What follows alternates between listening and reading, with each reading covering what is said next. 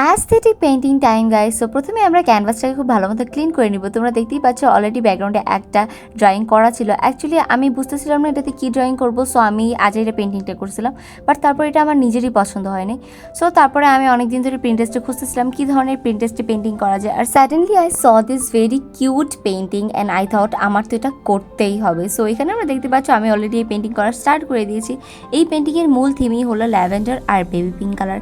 এটার ব্যাকগ্রাউন্ডেও আমরা ল্যাভেন্ডারের baby pink colour use করেছি। এটার যে ক্লাউডগুলো এটা তো ল্যাভেন্ডার বেবি পিঙ্ক, আর যে ফ্লাওয়ারগুলো বানাচ্ছি এটা তো ল্যাভেন্ডার কালার।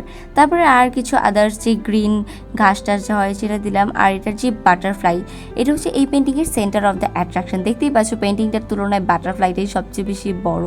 এই বাটারফ্লাইতেই মূলত একটু ডিফারেন্ট কালার ইউজ করা হয়েছে। এই ব্লুটাই যেন এটাতে একটা অ্যাট্রাক্ট করছে। যাই হোক, এখানে তোমরা দেখতেই পাচ্ছ যে ব্লু কালারটাকে খুব সুন্দর মতো আমরা বেবি পিঙ্ক কালারের সাথে মার্চ করলাম। ব্যাকগ্রাউন্ডের থেকে একটু ডার্ক পিঙ্ক নিয়েছি, তারপরে হোয়াইট কালার দিয়ে এটার উইংসের যে ডিজাইনগুলো ওটা করলাম, এটার সাইডে যে ডট ডট ওগুলো দিলাম। তারপর হোয়াইট কালার দিয়ে এটার পাশে একটা স্ট্রিংয়ের মতো করে বানিয়েছি, জাস্ট লাইক আমি যেরকম রেফারেন্সে দেখেছিলাম ঠিক সেম বানিয়েছি। তারপরে আমাদের আকাশে কিছু স্টার আঁকছি ছোটো ছোটো, এই স্টারগুলোতেই না এটা লুকটা অনেক কিউট আসে। তারপরে আমি হোয়াইট কালারটা নিয়ে আমাদের যে গ্রিন ঘাসপুস বানিয়েছিলাম এটার আশেপাশে দিয়ে নিচ্ছি, যাতে এটার লুকটা একটু বেশি কিউট আসে। সো দেখতেই পাচ্ছ আমাদের পেন্টিংটা একদম কমপ্লিট। তোমরা জানো এটা তোমাদের কাছে কীরকম। Bye for today.